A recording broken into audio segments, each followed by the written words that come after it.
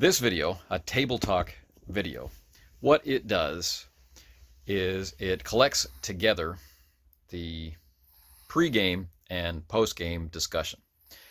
In general, the pre-game discussion tends to focus on rules questions and things like that.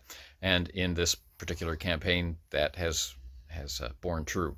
It also will sometimes delve into organization, like how we would like what the first thing we're going to do is, or who's going to do a recap, or something along those lines.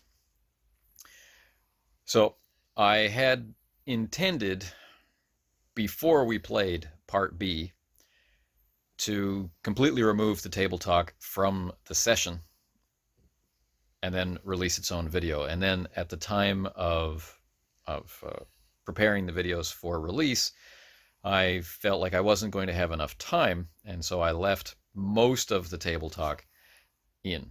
And what this video is the complete table talk, as if I had cut it out, because in the future I'm going to cut it out. There'll be the episode itself, and people will be able to watch it in isolation, come to their own conclusions, and then if they're curious about some of the factors that struck us before or after the play of a session, then they can come and check out one of these videos. So we're in kind of an awkward middle ground here, where we have most of the table talk on the session video and all the rest of it here.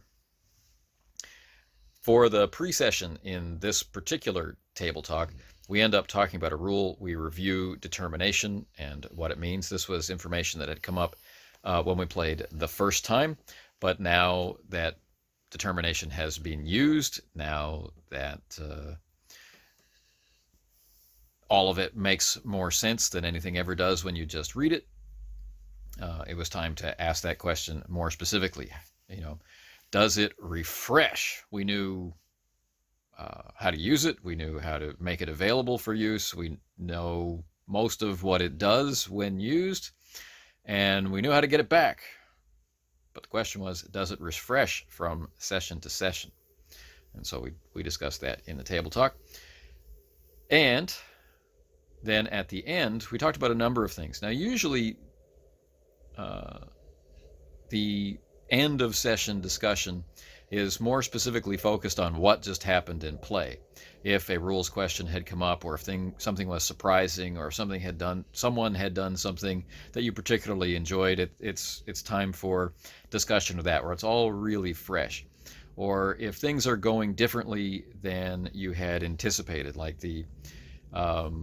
what you had thought a particular thing on the character sheet doesn't do, or it doesn't do well enough, or it does too well, or whatever. So it's time to say, in the scene where I use this talent, I thought it did this, but it actually does that, and so I want to talk about changing it, or I want to talk about my interpretation of it, or whatever, right? The post-game reflections that are a part of the session typically focus on the session. In this case, they focused more on the future. And, we were talking about the types of mechanisms which exist inside Star Trek Adventures, and to a lesser extent, some of the influences upon them, some of the design threads that they follow and unify in their own way, and how this puts Star Trek Adventures within a certain category of experience, right? We will be able to roll dice, and the dice are going to matter, but we've got resources that can affect how those dice rolls matter. And we have resources that help us stack the odds in our favor in particular situations, and so on and so forth. So it's not a game that has roll a die and accept the consequences kind of play, which it doesn't. So what does that mean? And how significant is the player's ability to affect dice outcomes? So if you're a person who really enjoys allowing the dice to have a significant voice in a game, and you're playing a game where you can refute, refuse, fold, bend, spindle, and mutilate the results based on your desire at the moment, then you may be having some culture clash, right? Some I don't really enjoy this, or I hate this, or hey, this is really cool. But whatever it is, it's different from what your expectation was if you haven't played a game like it before. Or if you have played a game like it before, you need to know how much like that game is this game, because I either loved it, was indifferent to it, or hated it, right? So these kinds of discussions are really important. I imagine that as play goes on, the type of reflection that goes on at the end of this session is going to be more a part of the personal reflections that come along later. But it is nice to be able to talk with people about what you've noticed in the game, or what your fears are about the game, or what your loves are about the game right away while they're fresh in this context of what is it going to be like in the next session, or 5 sessions down the road, or 10 sessions down the road. Will the balance of play be like it was in this session? Yes or no? Well, my answer for that question would be no. We're going to stop talking about the rules and just play. Will it always be step by step kind of complicated? No, everything's going to lock together into patterns of behavior. And so it will still be step by step. It just won't seem like it, and so on and so forth. But anyway, so if you're at all interested in how different games feel different, and if you're at all interested in some of the major design influences on games like Star Trek Adventures, then watching that second part, I think is worthwhile. You'll be able to tell the difference between the pre-game play and the post-game play, because I dropped a disaster in between them. So if you start hearing something strange while you're listening to the video, you're just in the transition from before to the after. Anyway, until next time, take care. While we're here, Anthony, while we're might lost, as well get that rules question in and screw the form. Do we begin with a new point of determination, or is that spent for the scenario? In other words, is it session or scenario or some other unit? Yeah, we would think of it as episodic. Okay, but they carry on. So if it's, you can hold them until they're spent, so you can carry them between episodes. I get that. Yes. No reset, except episode reset. Okay, right. Good. And is everyone clear on how determination is regained? I think I know, but I want to hear you say it. Okay.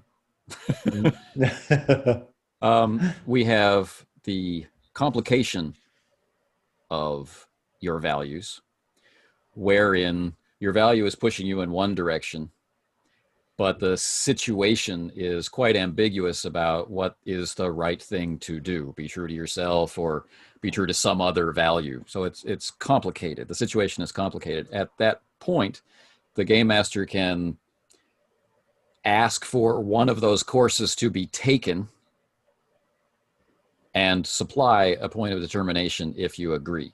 If you don't want your character to do that thing, then you don't earn the point of determination. May the player suggest that this is a values challenge moment. Absolutely. In solidarity with the game master, as opposed to, for example, grubbing for determination. Yeah.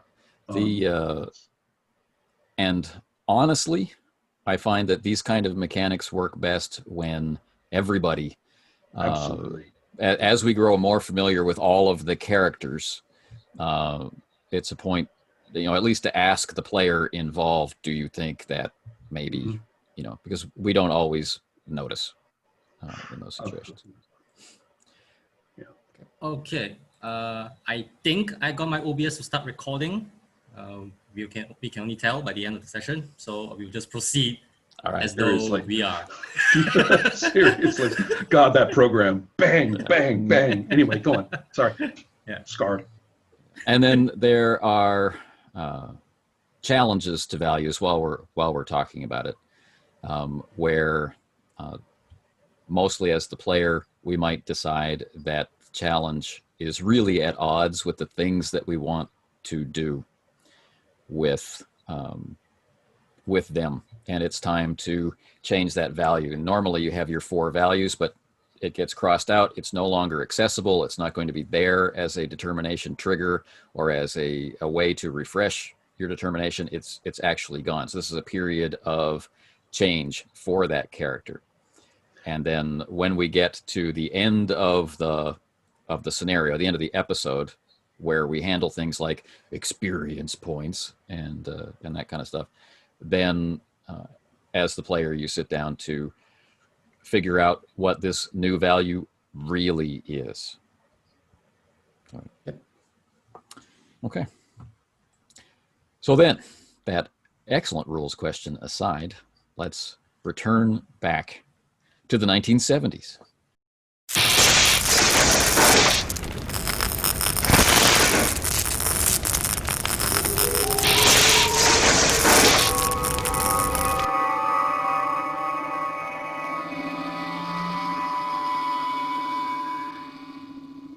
A beam of particles radiating out from deep in the core of the planet, and they're on their way with a certain momentum.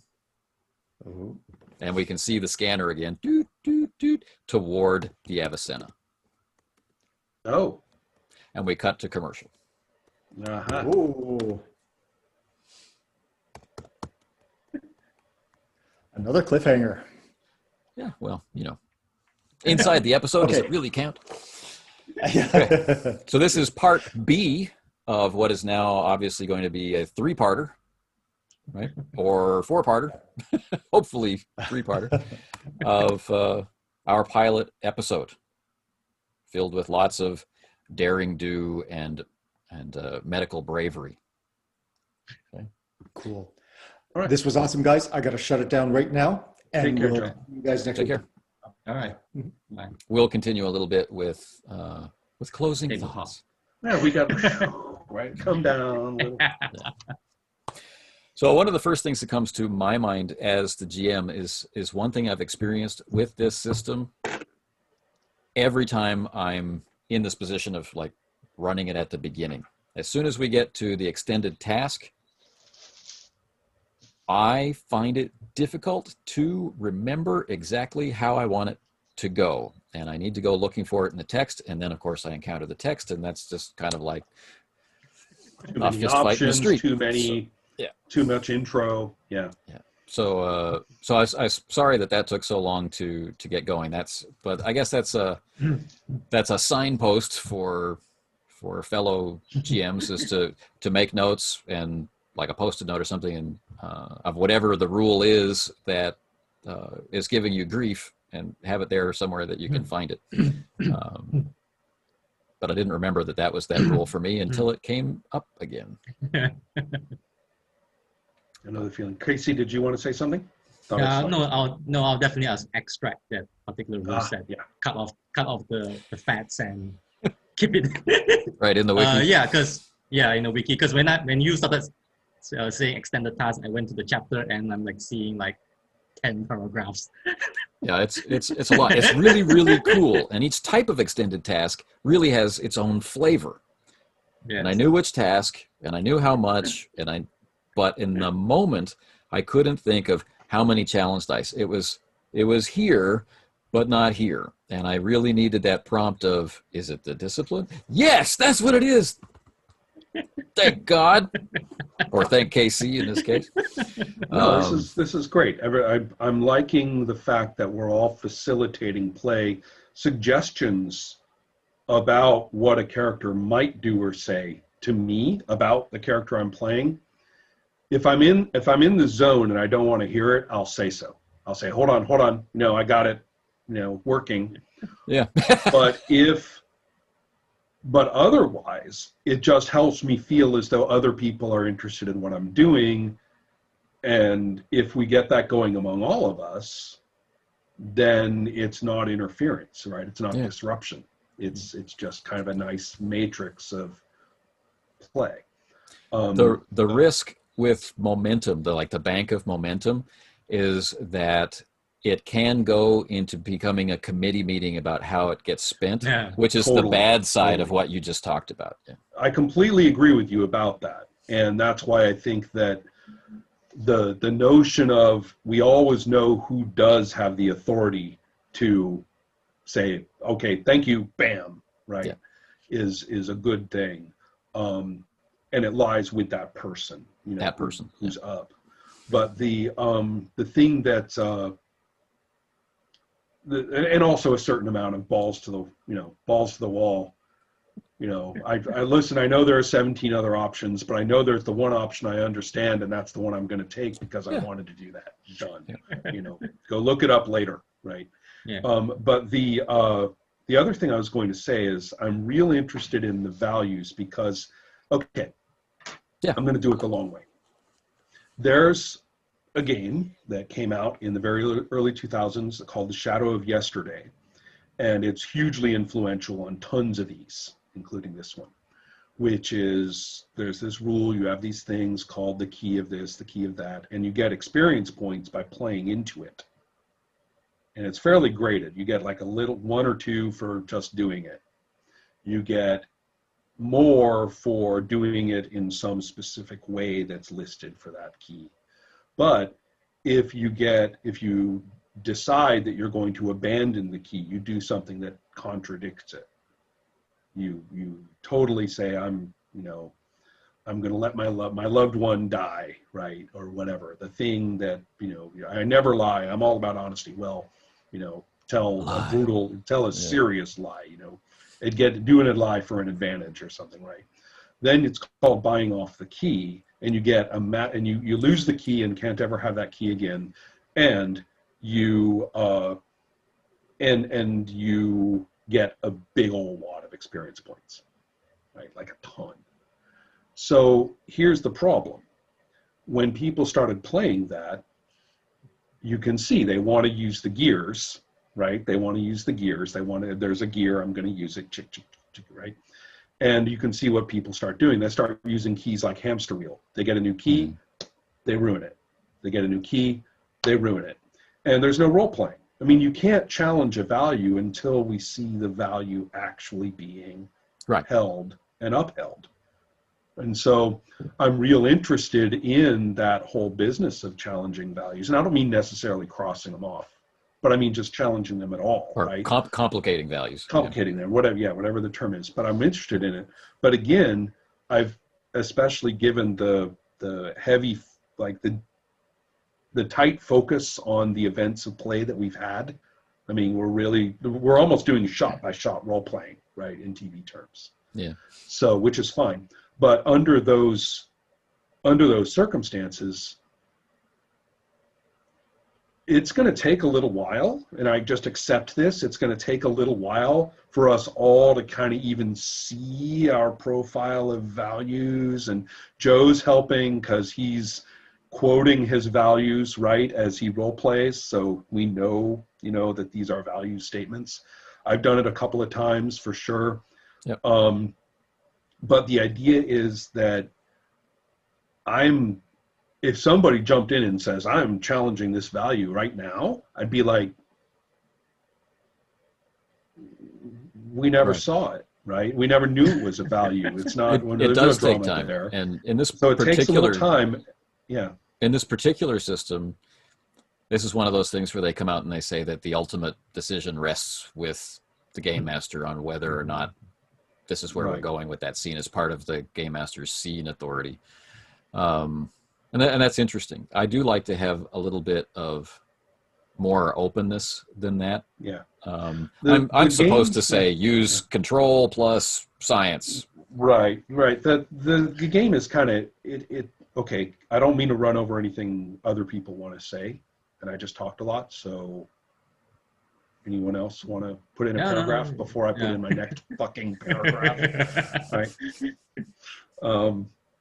But the issue here is my problem with the whole Fate family of games. right? Fate, the ones, now don't just mean Fate and the ones based on it. I'm talking about Fate's precursors, Fudge, and a variety of others. Anything, in fact, I would say it started as just a tabletop rules hack, which was to say, okay, well, you got a bunch of experience points. You can burn experience points for another die or for a bonus, right? People just started doing that at the tables, and then it started showing up as rules. Yeah. DC Heroes was like the huge breakout on this one, even more so than others. When you said these hero points you have, you can do anything. You can reduce the difficulty. You can reduce the effect of an opponent. You can reduce the roll of an opponent. You can increase your own roll. You can increase the effect of your roll. You can do this. You can do that. All this fucking stuff you can do with your hero points. And suddenly it means that your dice, you don't have to live with your dice outcomes anymore. You can massage everything. You can massage any statistic in the game. Difficulty, effect, whatever. Yours or anyone who's coming in on you. And every goddamn roll suddenly becomes a resource management massage event, right? And Fate takes this up to 11. I mean, Fudge dice are already set up to be as minimal as possible. They got this enormous bell curve, right? This enormous thin bell. So, I mean, Fudge, in my opinion, was written by people who are terrified of the dice. God help us if the dice ever like jar us off of what we want or what we're comfortable with saying. And so Fate is like, take that and put it on steroids, and nothing ever happens in Fate except what gets negotiated. The dice are so pro forma. Why don't we just all say, here, I'll push my fate points over there. You push the hazard points back at me. We'll just push these back and forth across the table, and everybody can assist, and everybody can do this and that and all the rest of it. No, I'll role play my character, which gives me a fate point, which is another mechanic which I fucking hate. Right? I mean, I came here to role play my character. Shouldn't get a bonus die because I'm playing my character like I made him. I mean, give me a fucking break. So I do this, and all of a sudden, I mean, all I have to do is just like, or I say, the GM will say, will you play your character frustrated, like it says on your sheet? And I go, oh yeah, I'm so frustrated. Okay, here's your fate point. Okay, roll that into my effect, right? And my God, it's this whole bullshit yap that just generates this consensus-based outcome. Right. Right? And Casey, I don't know if you know this, but if you look at any of the games I've designed, you'll note there are zero mechanics of that kind. In my games, you eat your dice. Right? And so the whole that's the dark side of this entire system. Right. What happens with how it allows you to, or those areas where you're allowed to modify outcomes? Yeah. If you don't hit a hard limit during play as a reality, that using these cool things means you're not going to get them next time. You know, if this isn't a limited resource, ultimately, I mean, you can say, well, you had 4. Well, do we ever hit the limit, right? In practice is the question. And I'm not saying you don't. I'm saying that I don't it's know a question this to game ask. well enough. Yeah. But that's the question in my mind as we proceed. Are we just floating on a bed of the safety points the entire goddamn time? So here's some of the things that happen to take us in the other direction. Difficulties, normal difficulties can go as high as 5. That's brutal. Yeah. So think about that. I get what we've that. rolled. And then there are other situations like one of the things I haven't done yet because it hasn't felt right for the actual event is I can use threat to increase the complication range, meaning it's not just 20 that's bad. Okay. I can take it all the way down as low as 16. So we've had lots of rolls in the 16 and up range. Yeah, each we one did of those, today. That's for sure. Yeah. Each one of those could be dropping in scene traits or other things. Yeah, but that's a lot of could be in your statements in the last couple of statement. Right. Those responses rely on the game master to do something. All of them, setting the difficulty, and in and of itself, that's not a bad thing. I'm not one of these anti-GM people who sneers and says, "Oh, that's GM fiat." No, if it's a job, it's the job, right? That's okay. Especially with threat expenditure, it becomes not fiat; it becomes the GM you're playing. Yeah, exactly. So I'm just proceeding what I'm about to say by saying that I'm not ideologically challenging the notion that the GM gets to do something, for Christ's sake. So, right? I mean, which some people do. Some people do, right? That's why I'm putting that little paragraph in there. I'm good with that. Yeah. But as we proceed into the dark side of these comments, the dark side is the thing that is also a reality. And again, it's the Fate family of games that I am criticizing, who never, ever let go of the idea of the GM as the story den daddy. Right? The story, it's like, well, they just had a tough time, had a couple of bad rolls. We'll just soften things in the next few conflicts and let that mechanic of building up the momentum, build up again. And I'll just keep, softening and hardening. Yeah. And it'll, and you'll see this in the rule books, right? The whole business about, increase the tension, make things more interesting, all that, these kinds of phrases that basically are all about this control of, it's like elections in America. Sure, you have a choice, but you know what? They're, the systemic phenomena of actual policies really isn't going to be changing anytime soon. So I'm really glad you brought this up, not the politics part, but the dark side of where this can go. And does it make sense if I say story modulation, right? Oh, it was really hard. They're all beaten, so I'm going to let them earn some imposed story outcomes, indirectly, softly, subtly, comfortably. Imposed story as opposed to produced story, made story. Yeah, See, sure. The vocabulary is terrible for that, right? We were going to say emergent, and then we decided we didn't want to say emergent. Well, emergent, again, you find the right word, and then it gets misinterpreted and used for some other goddamn thing, right? And so produced, you're just ahead of this wave front. Yeah, you're just in this wave front of your terminology, getting subverted as you go along. So we've got imposed in this conversation versus produced. And done. Produced is terrible. It implies intent. We still haven't. So unintended production versus intended imposition. We wanted to do it. Yeah, you and I go back and forth on this. We do intend it, but we do not control it.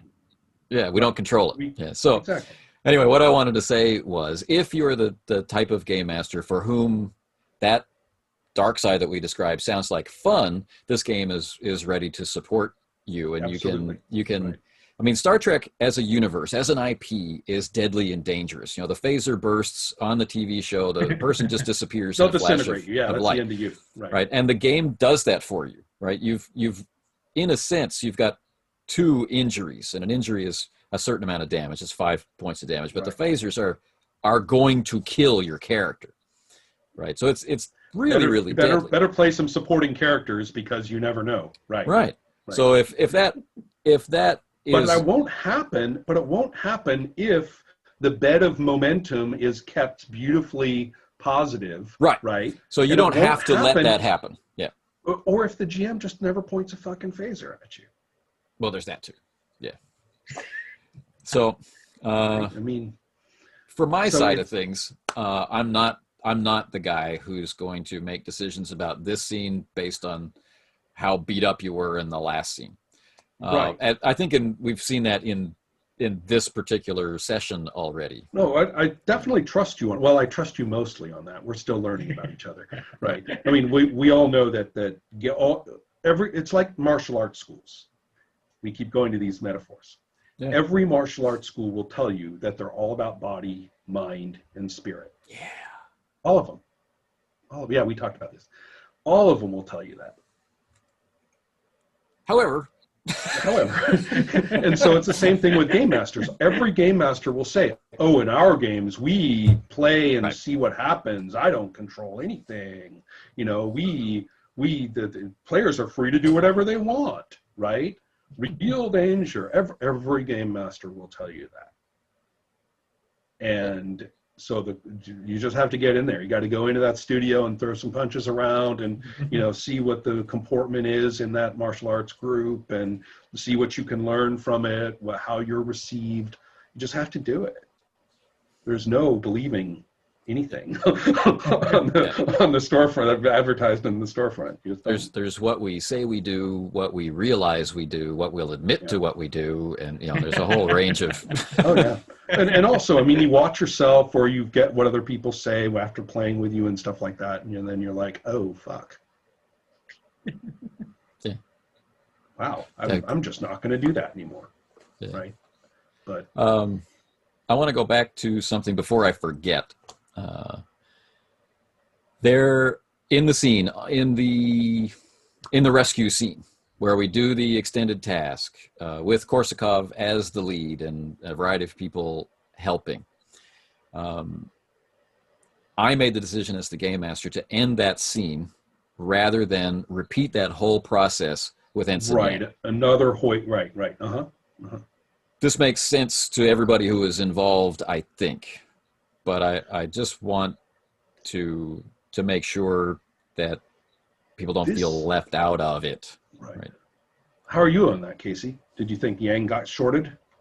No. You know, because there was a consideration. Okay, if you're going to move on to the next scene, I'll be coming back here to do the same thing again. Right. There's also the distinction. This is another set of terms that has been repeatedly subverted despite my efforts, which is that I know that the English teachers have probably destroyed this for all of us forever, right? Literature and English teachers. Oh, yeah. We had a conflict.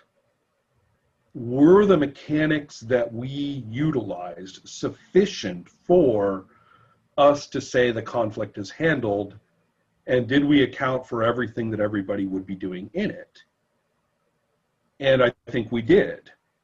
And that's different from saying every single character who performs a muscle movement needs their own role. Right. Which is in role-playing speak, task resolution.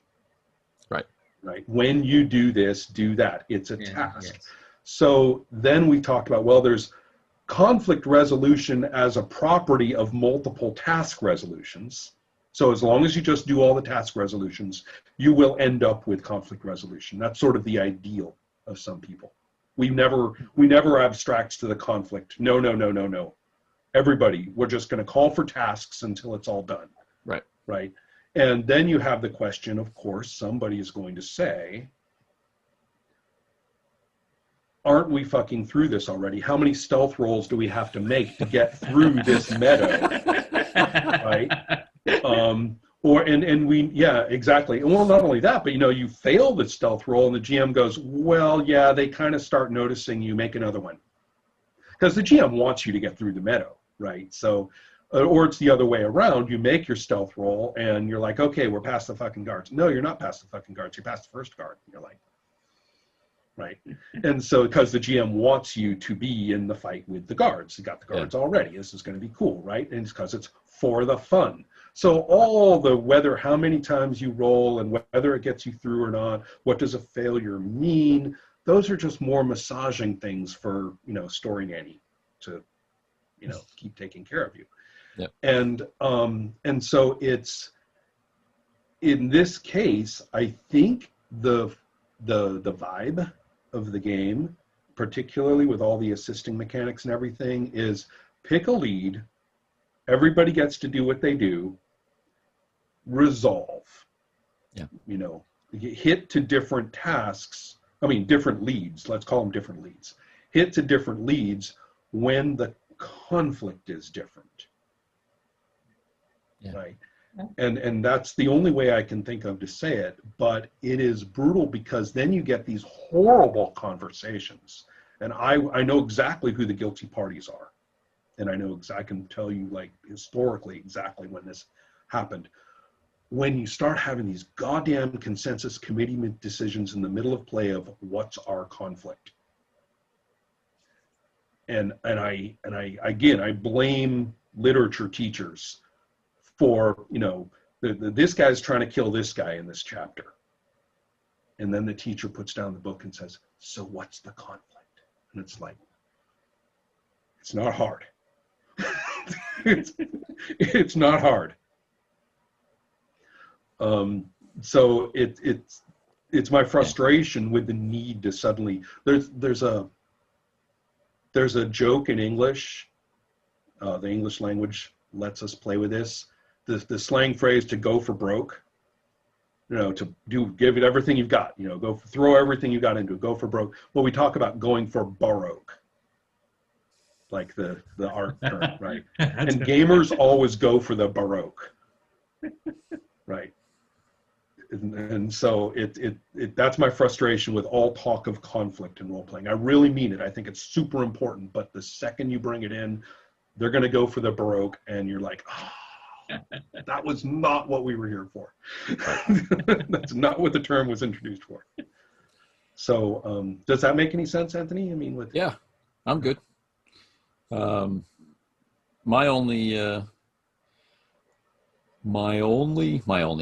My concern is the 2 hour time limit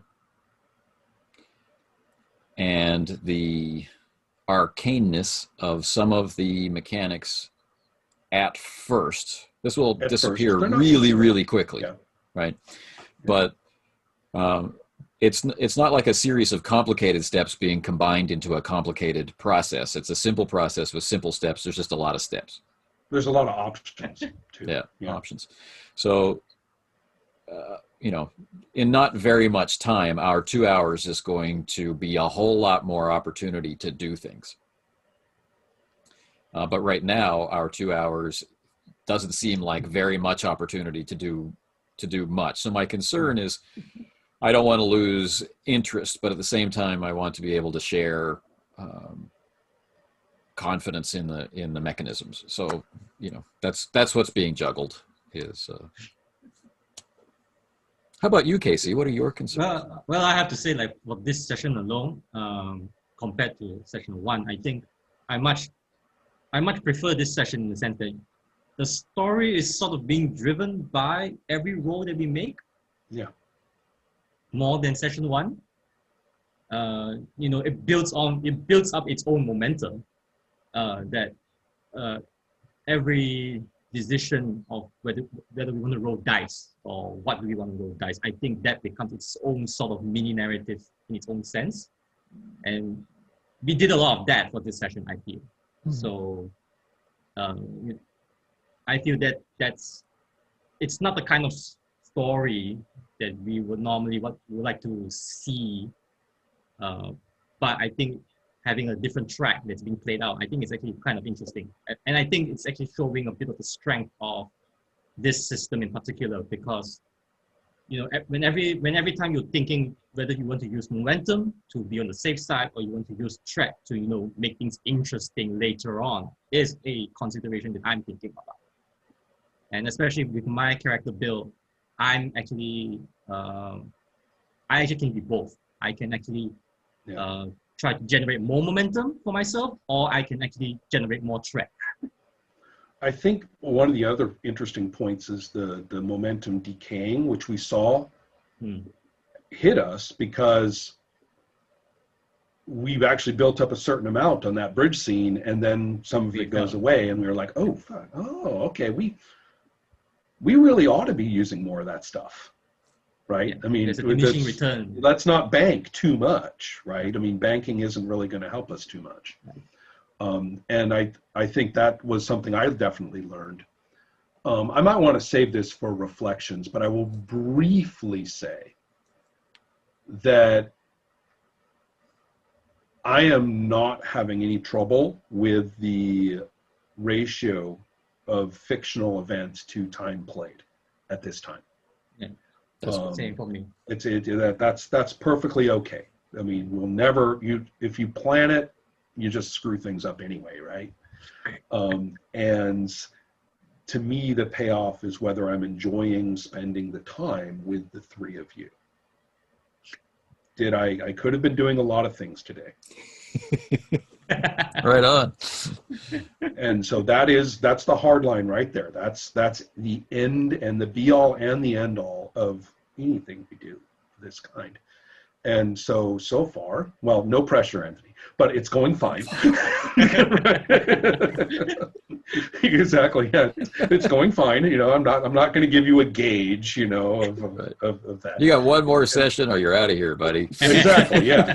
I mean, that's not the point. The real point is that it is definitely, well worth it. I mean, intellectually learning the game, but socially enjoying our time together, dramatically in terms of just enjoying the fiction, right, that we do, being in it, feeling my way into the different characters, right? And I think that all of those, whatever it takes, who knew how long the four of us would take to, click with the dice? Who knew how long it was going to take before we're feeling real, okay, this is what your dude's about. Oh no, you're going against it. This is your, your place where this, and you're discovering what it's like to deal with three people who, kind, jolly as we may be, we're going to do things like say, actually, I want more in this scene, or my dude's going to do this, or my dude's going to handle it like that, and